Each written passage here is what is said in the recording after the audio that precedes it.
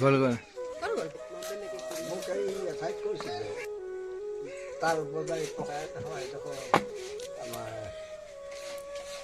এই কি নগৰ কয় এই লখৰা এজন বয়সস্থ মানুহে কৈছিলে নাম গোৱাৰ পাছত আপোনাক প্ৰথম আহি ইয়াত আজি কথা পাতি থাকোঁতে দেখা যিটো ৰূপ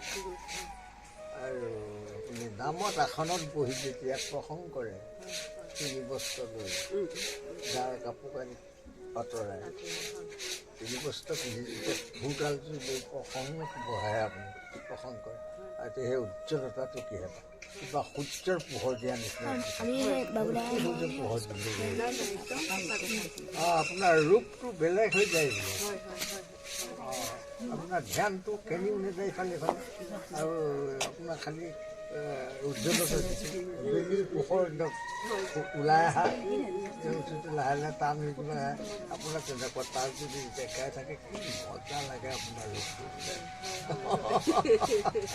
এইটো উজ্জ্বলতাটো ইমান বাঢ়ি যায় ক'ৰ পৰা আহে মই নাজানো গতিকে আকা ইকা ক'ৰবাত পৰি যায় বুলি সেইটো এটা চিন্তা আৰু প্ৰসংগত যিটো ব্যাখ্যাত জানিব অকণমান ভুলকৈ কাৰণে গুৰু বাক্য ৰাখিব লাগিব কিছুমান ক'ৰবাত মন্ত্ৰী ইয়াত থাকিলে নহ'ব গতিকে মনটো সেইফালে একনিষ্ঠ হ'ব লাগিব সেইটোৱে একাত্ম ভাৱ আছে তাৰে ভিতৰত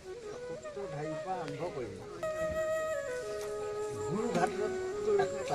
গুৰুঘাটৰ তালটোৰ পৰা ২২খন তাল লাগিব বৰগায়ন হ'ব বৰগায়নৰ ২২খন তাল সেইকাৰণে হাতে মুখা বজাব লাগিব ফুলটো অকল বজাই থাকিলে নহ'ব গাড়ী থাকিলে আপোনাৰ সেইখিনি সমস্তখিনি আপোনাৰ লোৱা মই আমাৰ এতিয়া নিজৰ নামৰ হাতত এতিয়া পিতাম্বৰী ককাকৰ ওচৰত মই লোৱা এতিয়া ককাকৰ ওচৰত সেইখিনি আজ্ঞা লোৱা প্ৰসংগ আজ্ঞা লৈ আহি ইয়াত ২৬খন গাঁও মানুহ আমাৰ নাম মোক বায়ন নিৰ্মালি দিয়ে এইটো কথা মই প্ৰথম জানিলোঁ আপুনি মানে বায়নৰ যে নিৰ্মালি বৰবায়নৰ এইটো আজি সেইফালৰ কৃষ্ণ